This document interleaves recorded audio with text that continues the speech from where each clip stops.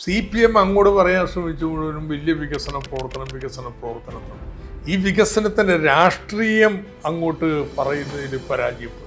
വെള്ളാപ്പള്ളിയുടെ വിമർശനത്തിന്, ഒരു വർഗീയ വർത്തമാനത്തിന് നിശ്ചിതമായിട്ട് മറുപടി പറയേണ്ടിയിരുന്നു, ചെയ്തില്ല. പെൻഷൻ മുടക്കുന്നത് BJP ആണ് അവനെതിരായിട്ട്, അല്ലെങ്കിൽ അതിനെ മറികടന്നാണ് നിങ്ങൾക്ക് പെൻഷൻ തരുന്ന എന്നുള്ള രാഷ്ട്രീയം പറയാൻ കഴിഞ്ഞില്ലെങ്കിൽ വികസനം കൊണ്ട് മാത്രം വോട്ട് കിട്ടത്തില്ല. ഇന്നത്തെ കാലത്ത് ലൈക്കിയയിലാണ് മുദ്രാവാക്യം എന്നുള്ളത് തിരിച്ചറിഞ്ഞിട്ടുണ്ട്. സ്ഥാനാർത്ഥി നിർണയത്തിൽ കളിപ്പറമ്പിലും ഇവിടെയും പോരായ്മ സംഭവിച്ചു. അവർക്ക് മനസ്സിലായ കാര്യങ്ങൾ പോലും നിങ്ങൾക്ക് മനസ്സിലായില്ലെങ്കിൽ തീരുമാനമെടുക്കൽ പ്രോസസ്സിൽ ഉയർന്ന തലത്തിൽ വലിയ പാളിച്ച ഉണ്ടെന്ന് നിങ്ങൾ സമ്മതിക്കേണ്ടി വരില്ലേ?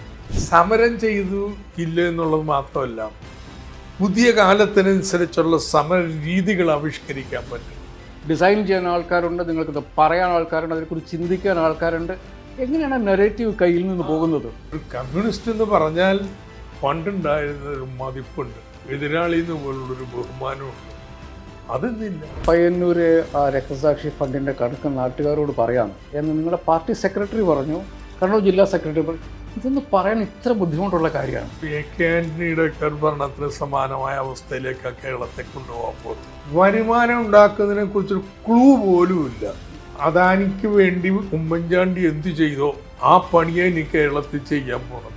ഡോക്ടർ ഐസക്കിനെ പോലെ ഇത്രയധികം ഫോളോവേഴ്സ് ഉള്ള ഒരു ഐഡിയയുടെ കീഴിൽ നമുക്കത് കമന്റിലേക്ക് പോകാൻ പോലും പറ്റാത്ത വിധത്തിൽ അതിനെ മലീമസമാക്കുന്നുണ്ട്. ബേസിക്കലി ഇന്നും CPM എന്ന് പറയുന്നത് അതിൻ്റെ അടിത്തറ കേരളത്തിലെ പാവപ്പെട്ടവർ. ഇങ്ങനെയുള്ള പോരായ്മകൾ ഞങ്ങൾ നേതാക്കന്മാർ അംഗീകരിക്കുന്നുണ്ട്, അത് തിരുത്താനൊരു ശ്രമം നടത്തും എന്നവർക്ക് ബോധ്യം ഉണ്ടാവുമ്പോഴാണ് പഴയ ആവേശത്തിലെല്ലാവരും ഇറങ്ങുന്നത്.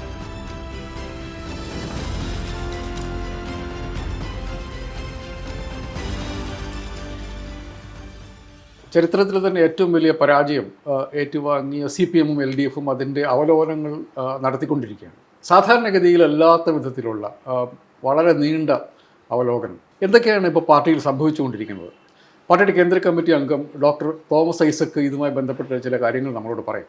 എന്താണ് ഇപ്പം നിങ്ങൾ നടത്തിക്കൊണ്ടിരിക്കുന്നത്? ഇപ്പം അതെവിടെ എത്തി നിൽക്കുന്നു? വളരെ നീണ്ട ഒരു പ്രോസസ്സായിട്ടുണ്ടല്ലോ ഇത്.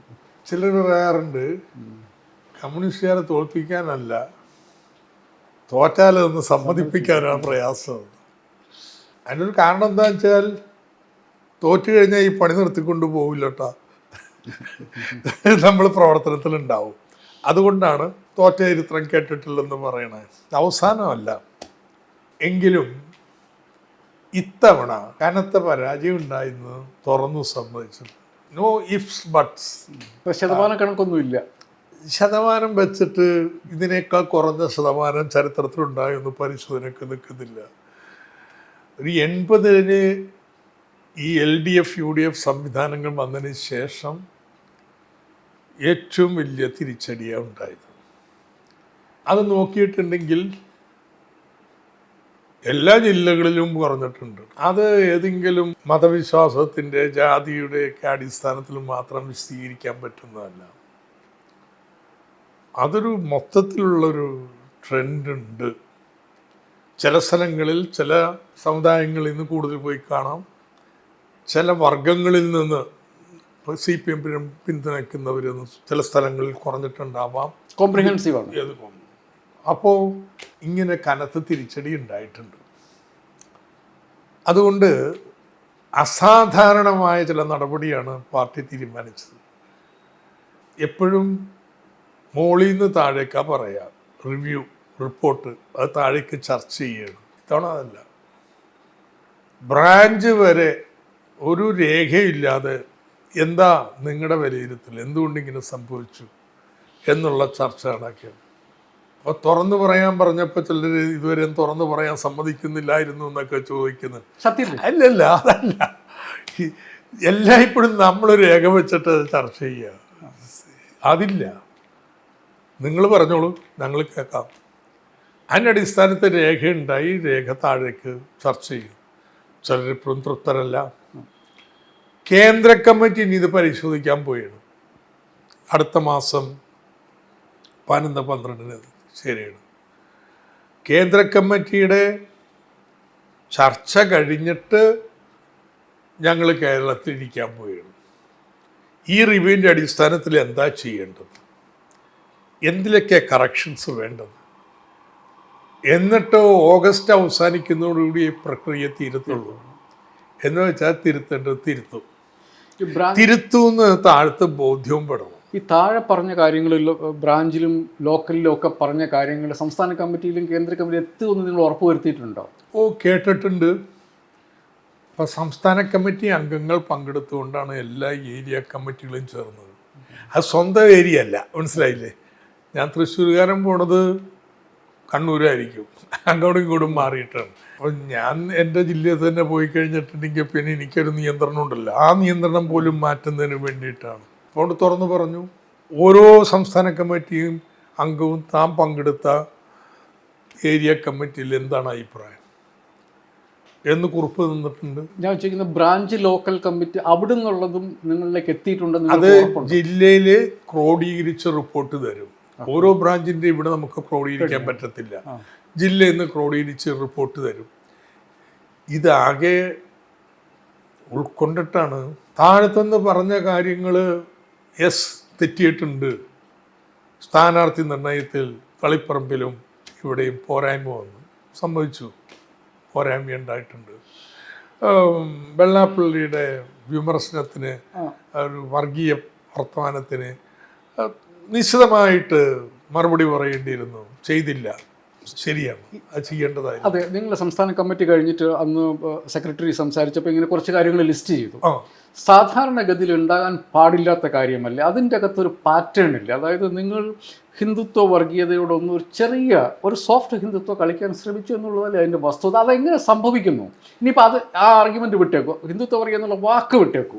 ഇത്തരം ഒരു കാര്യം സംഭവിക്കാൻ പാടില്ല എന്ന് സംസ്ഥാന നേതൃത്വത്തിന് അറിയേണ്ടതല്ലേ? അത് ആ പ്രോസസ്സിൽ എവിടെയാണ് തെറ്റുപറ്റുന്നില്ല? അതുകൊണ്ട് തന്നെയാണ് അത് തെറ്റായിപ്പോയി എന്ന് പറയുന്നത്. എന്തുകൊണ്ട് അങ്ങനെ സംഭവിച്ചു എന്നുള്ളത് അതിൻ്റെ കാരണം നമ്മൾ പരിശോധിച്ച് ഞങ്ങൾ എന്തുകൊണ്ട് അങ്ങനെ ഒരു സോഫ്റ്റ്നെസ് അക്കാര്യത്തിൽ വന്നു എന്നുള്ളത് പൂർണ്ണമായിട്ട് പരിശോധിച്ച് കഴിഞ്ഞിട്ടില്ല. പക്ഷേ യാഥാർത്ഥ്യം എന്താ? കേരളത്തിലെ ഒരു പ്രധാനപ്പെട്ട സമുദായ സംഘടന അദ്ദേഹത്തിൻ്റെ മകൻ BDGS ഉണ്ടാക്കി അപ്പുറത്തിട്ട്, ഭാര്യ BJPയിലേക്ക്, ഇദ്ദേഹം സമുദായ സെക്രട്ടറി എന്ന നിലയിൽ ആ നിലപാട് സ്വീകരിക്കാൻ തയ്യാറല്ല. അത് ഞങ്ങൾക്ക് മനൂവർ ചെയ്യാൻ ഒരു സ്പേസ് തരുന്നുണ്ട്. ഒരുപക്ഷെ അതിൽ നിന്നാവും തെറ്റാണെന്ന് പറയാ, പക്ഷെ പരിപൂർണമായിട്ട് നാട്ടിലെ ആളുകൾ ആഗ്രഹിക്കുന്ന രീതിയിൽ പറയാതിരുന്നു. അങ്ങനെ ഒരു ഒത്തുതീർപ്പോ ഒരു ലാഞ്ചനയോ പാടില്ല. മതനിരപേക്ഷതയിൽ ഒരു വിട്ടുവീഴ്ചയും പാടുള്ളതല്ല എന്ന് അസർട്ട് ചെയ്തിരിക്കുകയും. ഇത് കേരളത്തിലെ UDF ഈ തെരഞ്ഞെടുപ്പ് നേരിട്ട് അവർ പറഞ്ഞ രണ്ട് കാര്യങ്ങൾ. ഒന്ന്, ഞങ്ങളാണ് യഥാർത്ഥ ലെഫ്റ്റ്, റിയൽ ലെഫ്റ്റ് എന്ന് പറഞ്ഞു. രണ്ടാമത്തെ കാര്യം അവർ പറഞ്ഞത്, ഞങ്ങൾ സെക്കുലറിസത്തിൻ്റെ കാര്യത്തിൽ ഒരു കോംപ്രമൈസ് വരുത്തില്ല. സാധാരണഗതിയിൽ LDF പറയേണ്ട രണ്ട് കാര്യങ്ങൾ, ഞാൻ അത് LDF UDF എത്രത്തോളം ശരിയാണെന്നുള്ളതല്ല, മനുഷ്യരത് വിശ്വസിച്ചു നമ്മൾ കണക്കാക്കേണ്ടതില്ല. ഞങ്ങളാണ് സെക്കുലർ എന്ന് കേരളത്തിലെ UDF പറയുമ്പം അത് ഉന്നം വെക്കുന്നത് LDFനെയാണല്ലോ. അപ്പോൾ LDFൻ്റെ ഭാഗത്തു നിന്ന് അതിനകത്ത് പ്രശ്നമുണ്ട് എന്ന് UDF മനസ്സിലാക്കിയത് കൊണ്ടല്ലേ അവർ ആ കാര്യം പറഞ്ഞത്. അവർക്ക് മനസ്സിലായ കാര്യങ്ങൾ പോലും നിങ്ങൾക്ക് മനസ്സിലായില്ലെങ്കിൽ തീരുമാനമെടുക്കൽ പ്രോസസ്സിൽ ഉയർന്ന തലത്തിൽ വലിയ പാളിച്ച ഉണ്ടെന്ന് നിങ്ങൾ സമ്മതിക്കേണ്ടി വരില്ലേ? ഒന്ന്, അത് മനസ്സിലാക്കിയത് കൊണ്ടോ ഇവിടെ എന്തോ അങ്ങനെ പാളിച്ച ഉണ്ടായണോ എന്നില്ല. ഇന്നത്തെ പ്രചാരണ തന്ത്രത്തിൽ അവർ നെഗറ്റീവ് സൃഷ്ടിക്കാൻ ശ്രമിക്കുകയാണ്. അതിവിടുത്തെ വലിയൊരു പാളിച്ചയുടെ ഫലമായിട്ടുണ്ടാക്കുന്നതല്ല, മറിച്ച് ഇങ്ങനെ നെഗറ്റീവ് സൃഷ്ടിക്കുക, ഇതിൻ്റെ ഫലമായിട്ട് ഇടതുപക്ഷ മനസ്സുകളിൽ ആശങ്ക സൃഷ്ടിക്കുക, അതിനൊക്കെ ചില കാര്യങ്ങൾ വരുന്നുണ്ട്. ഉദാഹരണത്തിന് പാവപ്പെട്ട ആളുകൾക്കുള്ള ആനുകൂല്യങ്ങളിൽ ചില കുടിശ്ശികയും കാര്യങ്ങളും വന്നു. അതിന് കാരണം എന്താ? ഒന്നാം സർക്കാരിലുണ്ടായില്ലല്ലോ. രണ്ടാം സർക്കാർ വരാൻ കാരണം കേന്ദ്ര സർക്കാർ അങ്ങനെ അങ്ങ് പോണ്ട, മൂന്നാം തവണ ജയിക്കണ്ട, മനഃപൂർവ്വം സൃഷ്ടിച്ച പ്രതിസന്ധിയാണ്. ഞാൻ അത് ജനങ്ങളെ വേണ്ടത്ര രീതിയിൽ ബോധവൽക്കരിക്കാൻ ഞാൻ കഴിഞ്ഞിട്ടില്ല. അപ്പോൾ ഈ പാവങ്ങളുടെ മുന്നിൽ ഞങ്ങളായിരുന്നെങ്കിൽ ഇപ്പം ചെയ്തു കളഞ്ഞാനേ, അങ്ങനത്തെ ഒരു നറേറ്റീവ് സൃഷ്ടിക്കാൻ നമ്മുടെ മറിയിച്ചെടുത്തിയുടെ ഏർപ്പാട് എന്തൊരു ഇളക്കം. ഹേയ്, ജസ്റ്റ് തിങ്ക്, 3 മാസത്തെ കുടിശ്ശിക. ഈ LDF വരുന്നവർ കേരളത്തിൽ 3 മാസം കൂടുമ്പോഴല്ലേ കൊടുത്തിരുന്നുള്ളൂ. പക്ഷേ ജനങ്ങളുടെ ഇടയിൽ എന്ത് സ്വാധീനമാണ് അതുണ്ടാക്കിയത്. അവിടെ അല്ലായിരുന്നു സ്റ്റാർ ക്യാമ്പയിനർ. മോഡി വന്നപ്പോൾ ഒപ്പം കസേരയിലിരിക്കുകയാണ് കക്ഷി. സോ അവർക്കറിയാം ഇടതുപക്ഷത്തിൻ്റെ പിന്തുണ എന്ന് പറയുന്നത് നാട്ടിലെ ഇടത്തരക്കാരും കാര്യങ്ങളും അല്ല, ഈ പാവപ്പെട്ടവരാണ്. That's the reality. കേരളത്തിൽ ബംഗാളിലാണെങ്കിൽ അബ്ബാത്തിൽ ലോകമൊക്കെ ഒരു കൂടെ ഉണ്ട്. കേരളത്തിൽ അങ്ങനെയുള്ള ഏർപ്പാടില്ല. ദ പുവർ അവരാണ്. അപ്പോൾ ഇങ്ങനെ ചില പ്രയാസം വന്നിട്ടുണ്ട്. ഇതിൻ്റെ പശ്ചാത്തലത്തിലാണ് ഈ പ്രചാരണം ഇട്ടാണ് ഞങ്ങളാണ് ഇടതുപക്ഷം, ഇവരിത് ചെയ്യുന്നില്ല. ആശങ്ക ഉണ്ടാക്കാം, പ്രയാസം ഉണ്ടാക്കാം. ഇത് കണ്ടുകൊണ്ടാണ് ചെയ്യുന്നത്. ഇത് നമ്മളെന്തെങ്കിലും വലിയൊരു വീഴ്ച വരുത്തിയിട്ടാണോ? നിവൃത്തികേടിൻ്റെ ഫലമായിട്ട് വന്നിട്ടുള്ളതല്ലേ. സാധാരണഗതിയിൽ പക്ഷേ CPM-ഉം ലെഫ്റ്റും നെറേറ്റീവിൻ്റെ കൺട്രോൾ എന്നുള്ളത് സാധാരണ കേരള പൊളിറ്റിക്സിൽ നെറേറ്റീവിൻ്റെ കൺട്രോൾ സാധാരണഗതിയിൽ LDF-ന്റെ CPM-ന്റെ കയ്യിലാണ്. നിങ്ങളുടെ മെക്കാനിസം അത്ര സ്ട്രോങ് ആണ്. സാധാരണഗതിയിൽ നിങ്ങൾക്കത് ഡിസൈൻ ചെയ്യാൻ ആൾക്കാരുണ്ട്, നിങ്ങൾക്കത് പറയാൻ ആൾക്കാരുണ്ട്, അതിനെക്കുറിച്ച് ചിന്തിക്കാൻ ആൾക്കാരുണ്ട്. എങ്ങനെയാണ് നെറേറ്റീവ് കയ്യിൽ നിന്ന് പോകുന്നത്? നെറേറ്റീവ് ഒന്നും EMS-നൊന്നും പകരം വെക്കാൻ പറ്റത്തില്ല. സദാം ഹുസൈൻ അദ്ദേഹം പ്രഖ്യാപിക്കുമ്പോൾ ഞാൻ ഓർക്കുന്നത്, ഞാൻ തിരുവനന്തപുരത്ത് എന്തിന് സദാം ഹുസൈൻ ഇപ്പം കൊണ്ടുവരുന്നത് ഇവിടുത്തെ പഞ്ചായത്ത് ഇലക്ഷനിൽ. അപ്പോൾ EMS-നോട് എന്നെ ചോദിച്ചു. അപ്പോൾ EMS പറഞ്ഞ്, നിങ്ങൾക്ക് ഈ കേരളത്തിലെ സാമ്രാജ്യ വിരോധം അറിയത്തില്ല, അതുകൊണ്ടാണ്. എത്ര നീണ്ട നാളത്തെ സ്വാതന്ത്ര്യ സമരത്തിൻ്റെ അതിപ്പോഴും കിടപ്പുണ്ട്. EMS ഇത് പറഞ്ഞാൽ ഇത് ആംപ്ലിഫൈ ചെയ്യാൻ താഴത്ത് ആളുകളുണ്ട്. EMS-ന്റെ പത്രത്തിൽ വരുന്നുണ്ട്. പക്ഷേ സകല കവലയിലും നമ്മുടെ ചൂണ്ടുകളിൽ നിൽക്കും, സകല ചായക്കടയിലും നമ്മുടെ കർഷക തൊഴിലാളി ഇരിക്കും, വായനശാലയിൽ നമ്മുടെ പിള്ളേരിക്കും. അവരൊക്കെ ഇത് ആംപ്ലിഫൈ ചെയ്യും. ഹുസൈൻ കാര്യം ഇതെല്ലാം. സോ ദാറ്റ് ഇതങ്ങ് നമ്മുടെ നറേറ്റീവ് ഡോമിനേറ്റ് ചെയ്യും. കേരളത്തിൽ കഴിഞ്ഞൊരു 2 പതിറ്റാണ്ടിനുള്ളിൽ വന്ന ഏറ്റവും വലിയ മാറ്റം എന്ന് പറയുന്നത് 3 പതിറ്റാണ്ട് പതുക്കെ ഇപ്പം കവലയിലാരും നിൽക്കത്തില്ലെന്ന്, വീട്ടിൽ TV കാണാൻ വേണ്ടി പോകും. അല്ല, TV കാണാനാണ് പോകുന്നത്. വീട്ടിൽ TVയുടെ മുന്നിൽ എല്ലാവരും കൂടി ഇരിക്കുന്നു. വായനശാലയിൽ പത്രം എല്ലാ വീട്ടിലും വരുന്നതുകൊണ്ട് വായനശാലയിൽ വായിച്ചിരുന്ന് വർത്തമാനം പറയുന്ന ഏർപ്പാടില്ല. ചായക്കടയിൽ രാഷ്ട്രീയം പാടില്ല എന്നുള്ള ബോർഡ് പോലും ഇപ്പോൾ വെക്കണ്ട, കാരണം ആരും അറിയുന്നില്ല. സോ ഇത്തരത്തിലുള്ള ഡിസ്കോഴ്സ് ഒരു പൊതുമണ്ഡലത്തിലെ, ഇത് പൊതുമണ്ഡലമാണ്, ഈ ഡിസ്കോഴ്സ് ഡിസപ്പിയർ ചെയ്തു. അത് സാമൂഹ്യ ഇതാണ് ഇന്ന് ആ ഡിസ്കോഴ്സ് സാമൂഹ്യ മാധ്യമങ്ങളിലാണ്. അവിടെ ലെഫ്റ്റിൻ്റെ ബോഡി ലാംഗ്വേജ്, ലെഫ്റ്റ് എന്ന് പറയുന്ന ഒരു ഓർഗനൈസേഷനിൽ കാലത്ത് ദേശാനി പത്രവും കട്ടൻ ചായയും കുടിക്കുക, എന്നിട്ട് എന്നല്ലെങ്കിൽ ദിവസം ആരംഭിക്കാൻ പ്രയാസമാണ്. ആ വീട്ടിലെ മക്കൾ വായിക്കില്ല പത്രം, ചെയിൻ. അപ്പം അതുകൊണ്ട് ഇറങ്ങിയിട്ടില്ല. ഈ ആംപ്ലിഫിക്കേഷൻ നടക്കുന്നില്ല. This is the real reason. C, നമ്മൾ വേണമെങ്കിൽ മുദ്രാവാക്യം വിളിക്കാം, ഒരു ജാഥ വിളിച്ച് മുദ്രാവാക്യം വിളിക്കും. ഇന്നത്തെ കാലത്ത് ലൈക്ക് ചെയ്യലാണ് മുദ്രാവാക്യം എന്നുള്ളത് തിരിച്ചറിഞ്ഞിട്ടില്ല. ഞാൻ വേറെ കാര്യം കൂടി ശ്രദ്ധിച്ചത്, EMS-ന്റെ ഡിസ്കോഴ്സ് എന്ന് പറഞ്ഞാലും ഈ ഒരു വിഷയം വന്നു കഴിയുമ്പം, ഇപ്പോൾ സദ്ദാം ഹുസൈൻ്റെ ഇതിനെക്കുറിച്ച് ഞങ്ങളുടെ നിലപാട് ഇതാണ്, എന്താണ് നിലപാട്, കോൺഗ്രസിൻ്റെ നിലപാടെന്ന് ആൻ്റണി പറയണം, അല്ലെ കരുണാകരൻ പറയണം. ഇതാണ് EMS വളരെ പെട്ടെന്ന് അവരെ ഇങ്ങോട്ട് ഡ്രാഗ് ചെയ്തു. ഞാൻ ശ്രദ്ധിച്ച ഒരു കാര്യം, കഴിഞ്ഞ ഒരു വർഷം, തെരഞ്ഞെടുപ്പിന് 1 വർഷം മുമ്പ് കോൺഗ്രസിൻ്റെ UDF നേതാക്കന്മാർ അവരോട് എന്ത് ചോദ്യം ചോദിച്ചാലും അവർ ഉത്തരം പറഞ്ഞു കൊടുക്കുന്നത് CPM എന്ന് പറഞ്ഞാണ് അവർ പറഞ്ഞു കൊടുക്കുന്നത്. അതായത് EMS എന്ത് സ്ട്രാറ്റജി അന്ന് ഉപയോഗിച്ചോ ആ സ്ട്രാറ്റജി UDF-കാർ CPM-നെ അതിലേക്ക് ഡിസ്കോഴ്സിലേക്ക് കൊണ്ടുവരുന്നു. ആ കാര്യം വിശദീകരിക്കാൻ പലപ്പോഴും CPM-ന് പറ്റാതെ വരുന്നു. അങ്ങനെ ഒരു കാര്യം കൂടിയില്ലേ? അതിലുപരി അതിനെ ഡിഫെൻഡ് ഉണ്ടായിരിക്കുന്നത് നരറ്റീവ്സ് അവരും വെക്കാം, നമ്മൾ മറുപടി പറഞ്ഞു നടക്കാം. നോ. CPM അങ്ങോട്ട് പറയാൻ ശ്രമിച്ചു മുഴുവനും വലിയ വികസന പ്രവർത്തനത്തിന് ഈ വികസനത്തിൻ്റെ രാഷ്ട്രീയം അങ്ങോട്ട് പറയുന്നതിൽ പരാജയപ്പെട്ടു. ആ രാഷ്ട്രീയം പറയുമ്പോഴാണ് BJP കോൺട്ര ചെയ്യപ്പെടുക, കോൺഗ്രസ് കോൺട്ര ചെയ്യപ്പെടുക. പെൻഷൻ കിട്ടിയല്ലേ എന്ന് പറയുന്നത് കൊണ്ട് രാഷ്ട്രീയം പറയുന്നില്ല. എന്നാൽ ഈ പെൻഷൻ മുടക്കുന്നത് BJP ആണ് അവനെതിരായിട്ട്, അല്ലെങ്കിൽ അതിനെ മറികടന്നാണ് നിങ്ങൾക്ക് പെൻഷൻ തരുന്ന എന്നുള്ള രാഷ്ട്രീയം പറയാൻ കഴിഞ്ഞില്ലെങ്കിൽ വികസനം കൊണ്ട് മാത്രം വോട്ട് കിട്ടത്തില്ല. സോ കോൺഗ്രസ് രാഷ്ട്രീയമായിട്ടുള്ള വലിയ കടന്നാക്രമണങ്ങൾ തുടർച്ചയായി നടത്തി.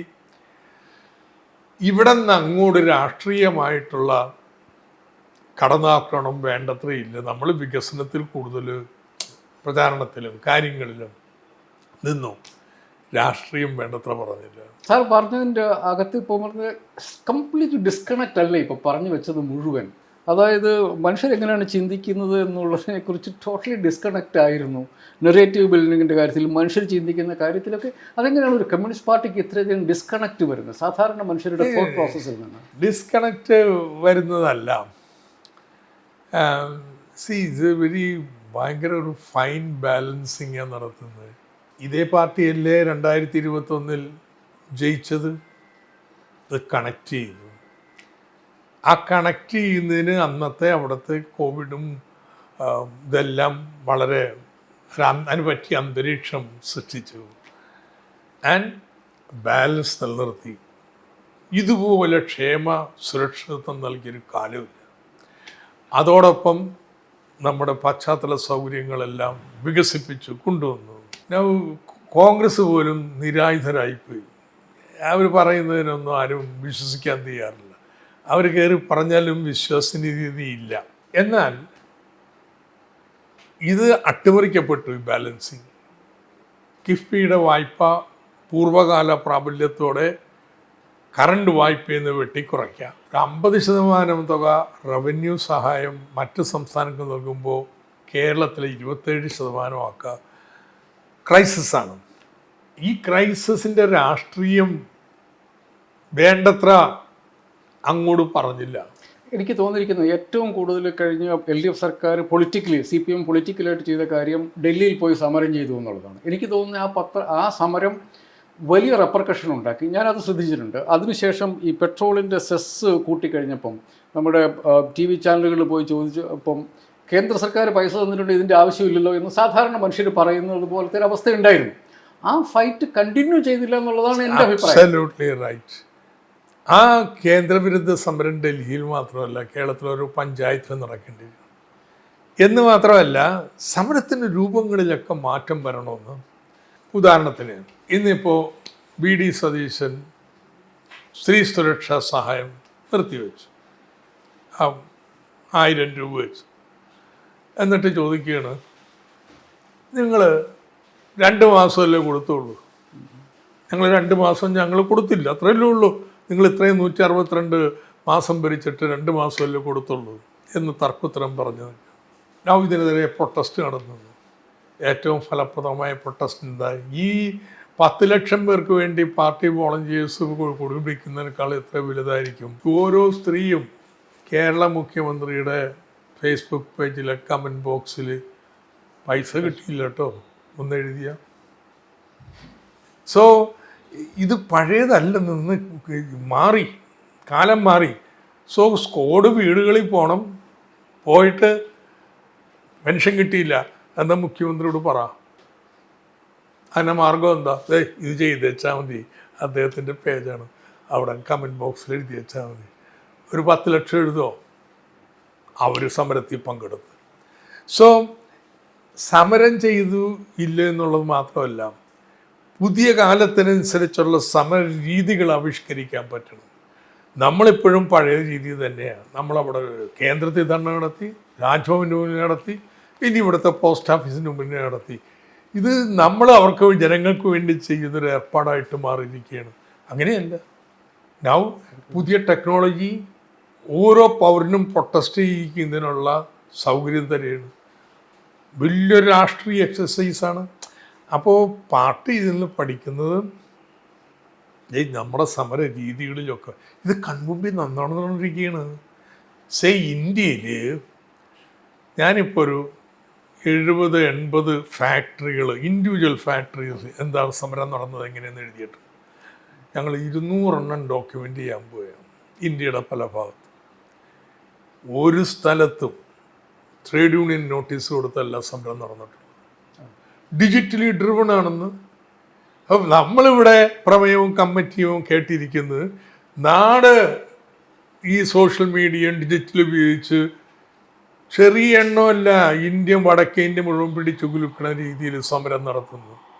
സോ ഈ പുതിയ കാലത്തിനനുസരിച്ചും പാർട്ടി മാറേണ്ടതുണ്ട്. അതിൻ്റെയാണ് ഞാൻ കാണുന്നത്. മറ്റത് നിങ്ങളിപ്പോൾ ആ സമരം ചെയ്തോ ഇല്ലേ, ഓൾ റൈറ്റ്, ചെയ്തില്ല.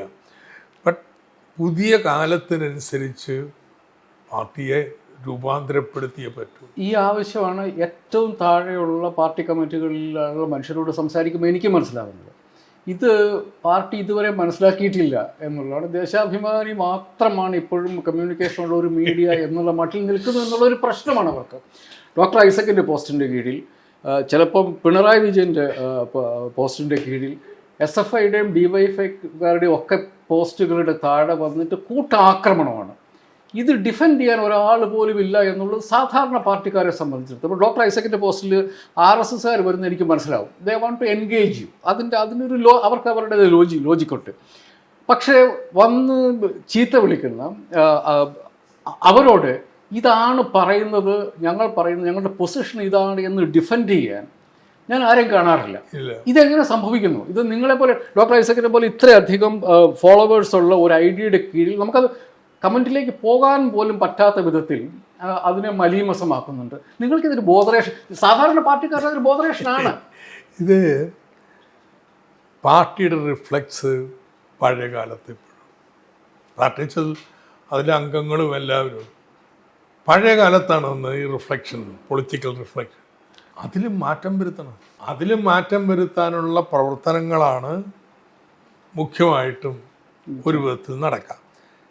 ഇനി അത് മാത്രമല്ല, അങ്ങനെ സ്റ്റൈല്, ഇങ്ങനെയുള്ള കമ്മ്യൂണിക്കേഷൻ സംവേദനത്തിൻ്റെ രീതി മാത്രമല്ല, പെരുമാറ്റത്തിൻ്റെ രീതിയിലും മാറ്റം വരുത്തും. ഇതൊക്കെ പുതിയ കാര്യമല്ല. പ്രമേയത്തിലൊക്കെ എഴുതി വെച്ചിട്ടുള്ളതാണ്. ഞങ്ങൾ 2 തെറ്റിതിരുത്തൽ രേഖ എഴുതിയിട്ട് ജനങ്ങളോട് വിനയത്തി വർത്താനം പറയണം, അവരുടെ പ്രശ്നങ്ങൾ കേൾക്കണം, അങ്ങനെ ഇങ്ങനെയൊക്കെ. പക്ഷെ അങ്ങനെയല്ല പല തട്ടുകളിലും പെരുമാറുന്നത്.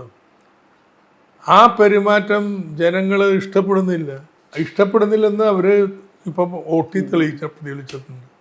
തിരുത്തേണ്ടി വരും. അതല്ലെങ്കിൽ ചെറിയ ചെറിയ കളവുകൾ, ഭീമം കൊള്ളയും നടത്താനുള്ള കെൽപ്പില്ല കേട്ടോ.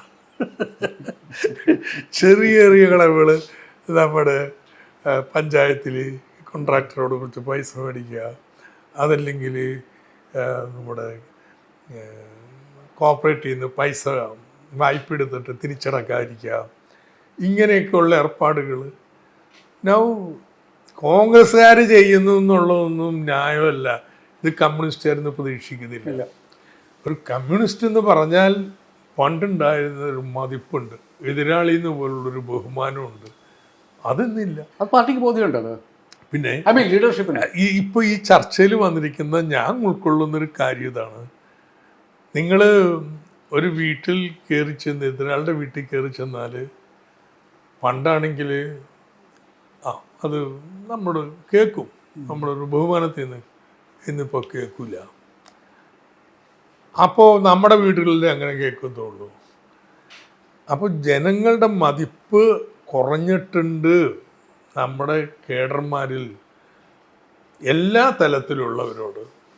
അത്തരത്തിലൊരു ആത്മപരിശോധന നടത്തി തിരുത്തി വരുത്തണം. എങ്ങനെ തിരുത്തി വരുത്തുന്നത്? സഹകരണ സംഘത്തിൽ നിന്ന് വായ്പ എടുത്തിട്ടുള്ള സകല പാർട്ടിക്കാരും പണം തിരിച്ചടക്കും. വേറൊരു സ്വല്പം സമയം എടുത്തേക്കാം, പക്ഷേ തിരിച്ചടവുണ്ടാവണം. പൊതുപ്പണം ഇങ്ങനെ എടുക്കാനുള്ളതല്ല, ഒരു സംശയം വേണ്ട.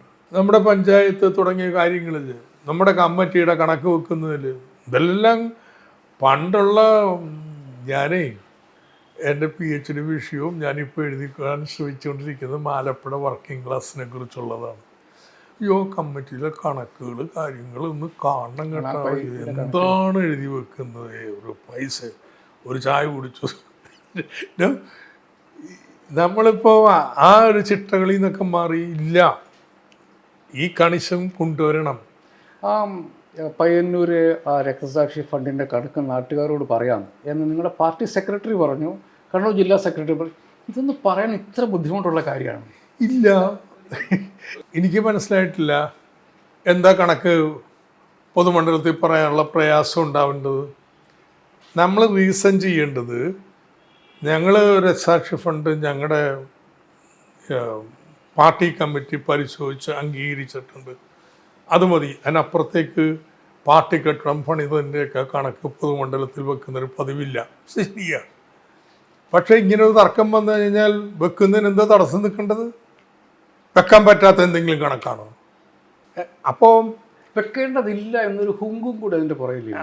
അത് ഞാനിപ്പായിട്ട് അതിനെക്കുറിച്ച് കമൻറ്റ് ചെയ്യുന്നില്ല. പക്ഷേ ഇങ്ങനെ ഒരു വിവാദം വന്നാൽ ആര് വേണമെങ്കിൽ വന്ന് പരിശോധിച്ചു, എന്താ കുഴപ്പം എന്ന് പറഞ്ഞത് ഡിഫ്യൂസ് ചെയ്യല്ലേ. ആ ഡിഫ്യൂസ് ചെയ്ത് പോകണം. ഇങ്ങനെയൊക്കെയുള്ള പോരായ്മകൾ വന്നിട്ടുണ്ട്. അവിടെ ഒരു വിധത്തിലുള്ള അഴിമതിയും ഈ പറഞ്ഞ രീതിയിൽ ഉണ്ടായിട്ടില്ല.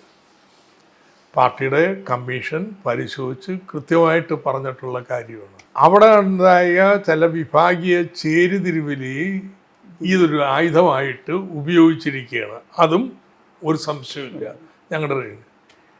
പക്ഷേ ഇതെന്തിനാ ഇതും മറച്ചു വെക്കണേ? വേണം പത്രക്കാർക്ക് കണക്കെന്ന് പറഞ്ഞാൽ എന്താ?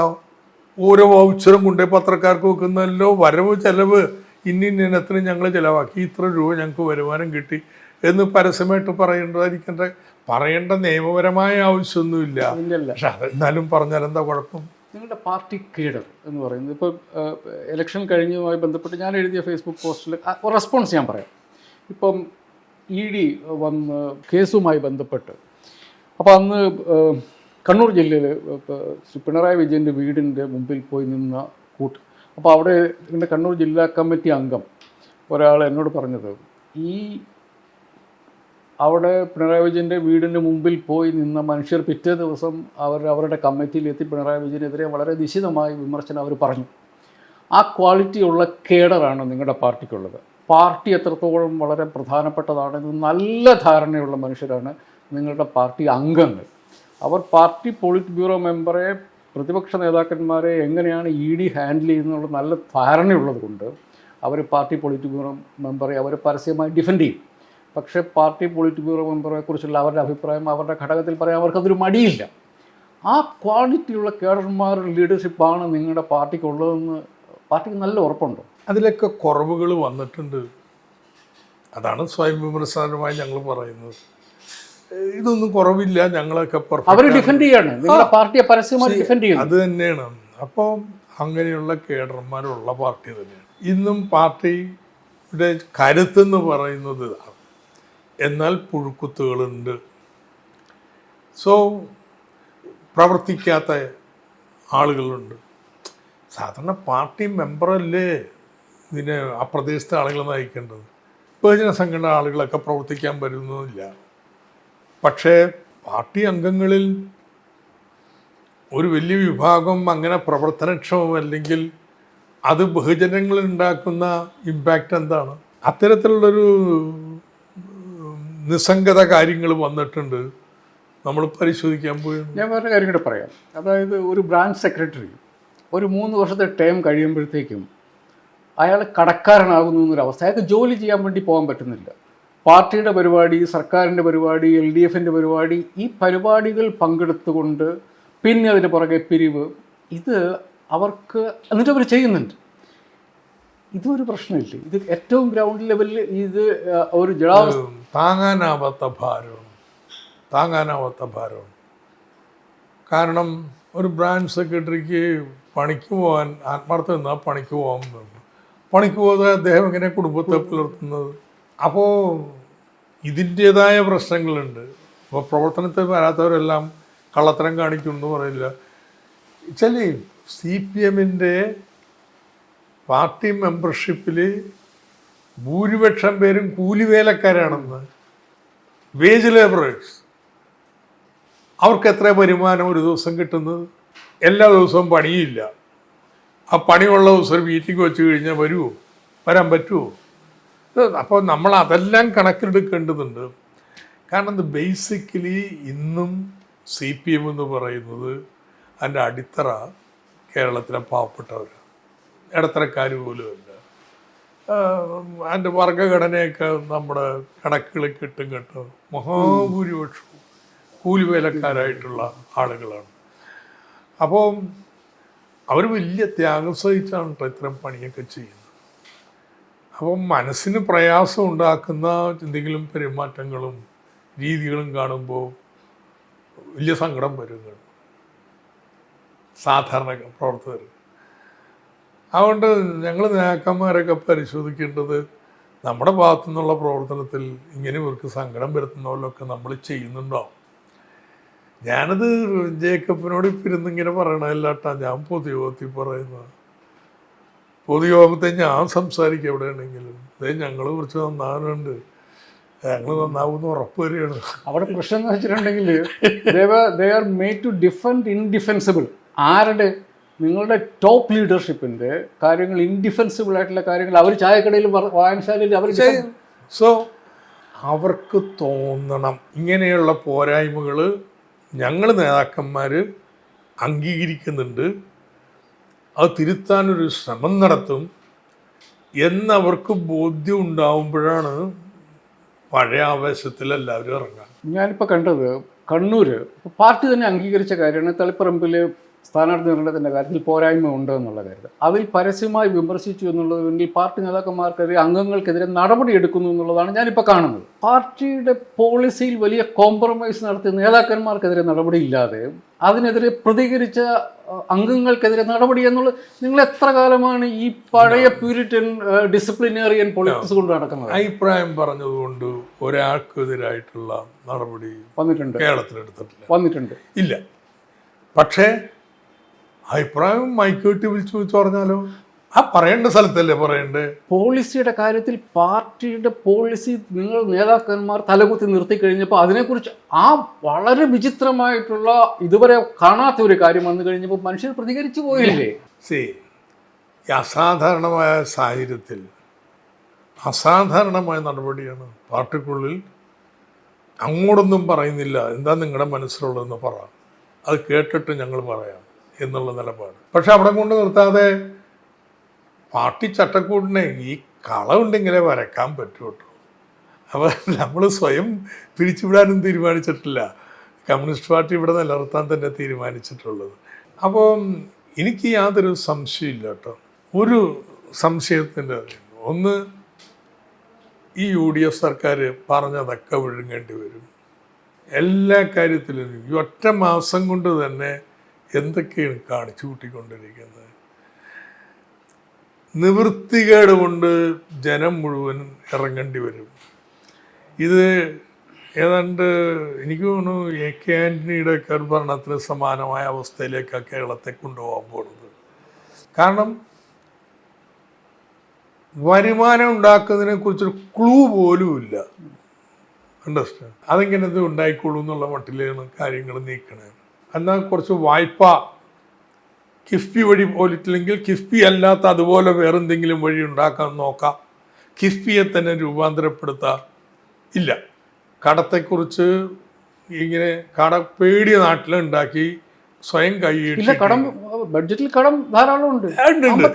പക്ഷേ ഇനിയിപ്പോൾ കിഫ്ബിനെ ഇത്രയും ചീത്ത പറഞ്ഞിട്ട് കിഫ്ബി പോയി പണം ചോദിച്ചാൽ ആരെങ്കിലും കൊടുക്കും? എത്രയെന്ന് ഒരു സംസ്ഥാന സർക്കാരിന് 1 ലക്ഷം കോടി രൂപ കൈനീട്ടി മേടിക്കാൻ പറ്റുന്നൊരു സ്ഥാപനമുള്ളത്?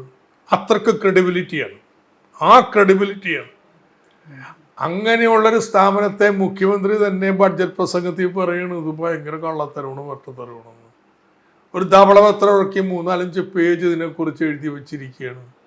അത് എഴുതിയ ആളുകൾക്ക് ഒരു സാമാന്യ സെൻസ് വേണ്ടേ? എനിക്ക് അത്ഭുതം, എൻ്റെ അക്കാഡമിക് കൊളീഗ്സിന് അവർ മറന്നുന്നത് ഇതൊരു റിയൽ പോളിസിയാണ്. ഇവിടെ ഒരു ഫിനാൻഷ്യൽ ഇൻസ്റ്റിറ്റ്യൂഷനാണ്, 1,00,000 കോടി കൈകാര്യം ചെയ്യുന്നതാണ്. നിങ്ങൾ ഔദ്യോഗിക രേഖയിൽ ഇതിനെ ടാർണിഷ് ചെയ്തിട്ടുണ്ടെങ്കിൽ നാളെ എവിടെ പോയിട്ട് ഇതിനെന്ത് ക്രെഡിബിലിറ്റി, ഇതിനെന്ത് rating? See they are foreclosing their options. അപ്പോൾ ഇപ്പോൾ അദാനിക്ക് വേണ്ടി ഉമ്മൻചാണ്ടി എന്ത് ചെയ്തോ ആ പണിയെ ഇനി കേരളത്തിൽ ചെയ്യാൻ പോണത്. കാരണം സംസ്ഥാന സർക്കാരിന് വായ്പയെടുത്ത് പശ്ചാത്തല സൗകര്യങ്ങളും മറ്റും സൃഷ്ടിക്കുന്ന ഏർപ്പാടില്ലെന്ന് പറഞ്ഞു.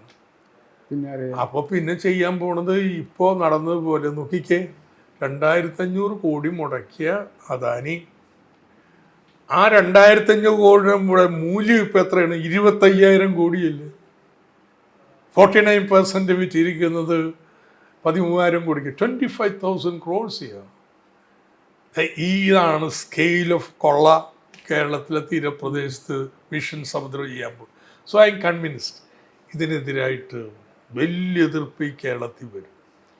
ഒരു കാര്യത്തിൽ ഞങ്ങളുടെ ശ്രദ്ധ വേണ്ടത്, ഒന്ന് അതെന്താണെന്ന് ചോദിച്ചാൽ, ഇത് BJP-യിലേക്കല്ല നമ്മുടെ അടുത്തോട്ട് വരണം ഈ ജനം. കാരണം ഇന്നലെ വരെയും UDF വിട്ടാൽ LDF-ലേക്കാണ്. ഇന്നിപ്പോൾ BJP, ഈ BJP UDF ഡീലിൻ്റെ ഭാഗമായിട്ട് 3 സീറ്റ് കേരളത്തിൽ ജയിച്ചിട്ടുണ്ട്. ജയിച്ചു കഴിഞ്ഞിട്ടും അവരോടൊന്നും കർശനമായിട്ട് വർത്തമാനം പറയാൻ തയ്യാറുണ്ട് ഏതെങ്കിലും കാര്യത്തിൽ? So they are waiting for A chance. അപ്പോൾ ഒരു സംശയം വേണ്ട, മതനിരപേക്ഷതയിൽ ഉറച്ചു നിൽക്കാം. നിശ്ചിതമായ വിമർശനം BJP-ക്കെതിരായിട്ട് ഈ അസംതൃപ്തരായ ജനങ്ങളെ ഇടതുപക്ഷത്തേക്ക് കൊണ്ടുവരാം. അങ്ങനെ കൊണ്ടുവരാൻ പറ്റുന്ന രീതിയിൽ ഞങ്ങൾ മാറണം കുറച്ച്. എൻ്റെ ചോദ്യം നമുക്ക് അവസാനിപ്പിക്കാം. എൻ്റെ ചോദ്യം, UDF സർക്കാർ ഏതെങ്കിലും തരത്തിൽ ഇപ്പോൾ പ്രവർത്തിക്കുന്നതിനെ പ്രവർത്തിച്ചത് കൊണ്ട് നിങ്ങൾ തിരിച്ചു വരുമെന്നുള്ളൊരു തോന്നൽ ഉണ്ടാവാൻ പാടുണ്ടോ? അങ്ങനെ ഉണ്ടോ? കാരണം CPM-നെ വോട്ട് ചെയ്ത് തോൽപ്പിച്ചത് CPM-കാരെ അല്ല ഇടതുപക്ഷത്തോട് ചേർന്ന് നിൽക്കുന്ന മനുഷ്യർ തന്നെയാണ്. അപ്പോൾ അവർക്ക് നിങ്ങൾക്ക് വീണ്ടും വോട്ട് ചെയ്യണമെങ്കിൽ എന്ത് കാരണങ്ങൾ കൊണ്ട് നിങ്ങൾ വോട്ട് ചെയ്തില്ലയോ ആ കാരണം നിങ്ങൾ കേരളത്തിലെ സതീശനോടുള്ള എതിർപ്പ് കൊണ്ട് നിങ്ങൾ വോട്ട് ചെയ്യും. അതാണ് എൻ്റെ ചോദ്യം. കേരളത്തിൽ ഒരു വലിയ വിഭാഗം ഫ്ലോട്ടിംഗ് വോട്ടുണ്ട്, പണ്ടത്തെ പോലെയല്ല. പണ്ടത് വളരെ ചെറുതാണ്, ഇപ്പോൾ വലുതാണ്. അപ്പോൾ അതൊരു ഭാഗം, മേജർ ചങ്ക് കോൺഗ്രസിലേക്ക് ഷിഫ്റ്റ് ചെയ്തു. ഞങ്ങളുടെ അടിത്തറയിൽ നിന്നും കുറച്ച് വോട്ട് ചോർന്നിട്ടുണ്ട്. അപ്പം നിങ്ങൾ ചോദിക്കുന്നത് അവർ തിരിച്ചു വരുമെന്നുള്ളതാണ്. അയ്യോ, ഈ ക്ഷേമ പെൻഷനും കാര്യങ്ങളും ഒക്കെ ഉണ്ടാകുമ്പോൾ ക്രൈസിസ് ഒരു സംശയവും വേണ്ട. ഈ ഞങ്ങളുടെ അടിത്തറയിൽ നിന്ന് വന്നതിന് വേറെ നിവൃത്തിയിലെ പാവങ്ങൾക്ക് ജീവിക്കണ്ടേ, തിരിക്കും. ഈ പറഞ്ഞ വാചോടിയെ നിർത്താൻ പറ്റുമോ? ആൻറ്റി ഇൻകംബൻസ് നിൽക്കും, നിങ്ങൾ 5 വർഷം കാത്തു നിൽക്കുന്നുണ്ടാവും. പക്ഷേ എന്തുകൊണ്ടാണ് ഇത്ര ദേഷ്യം? ഇത്ര നന്നായിട്ട് സർക്കാർ പ്രവർത്തിച്ചിട്ടും സി എന്ത് പറഞ്ഞാലും ഈ 10 years as a whole is remarkable.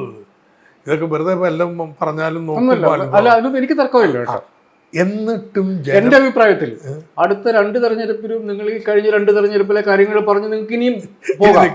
പക്ഷേ ചോദ്യം അപ്പോൾ കൂടുതൽ കണക്കാണ്. ഇത്ര നന്നായിട്ട് ഈ കാര്യങ്ങൾ ചെയ്തിട്ടും എന്തേ നമ്മുടെ വോട്ട് കൂടിയില്ല? എന്തായിരുന്നു നമ്മളോട് ഇത്ര ദേഷ്യം? This is the question. Exactly. അപ്പോൾ ഈ ചോദ്യം ഞങ്ങൾ ചോദിച്ചുകൊണ്ടിരിക്കുകയും തിരുത്തേണ്ട ഒരുപാട് കാര്യങ്ങൾ ലിസ്റ്റ് ചെയ്തിട്ടുണ്ട്. അത് ഒക്കെ തിരുത്താനുള്ള നടപടികൾ സ്വീകരിക്കുകയും ചെയ്യും. ഫ്രം ഓഗസ്റ്റ് അത് നടപ്പാക്കി തുടങ്ങും. അതോട് ഇവിടുത്തെ നമ്മുടെ ഇന്നത്തെ ഈ അവസ്ഥാവിശേഷത്തിന് വിരാമമാവുന്നു.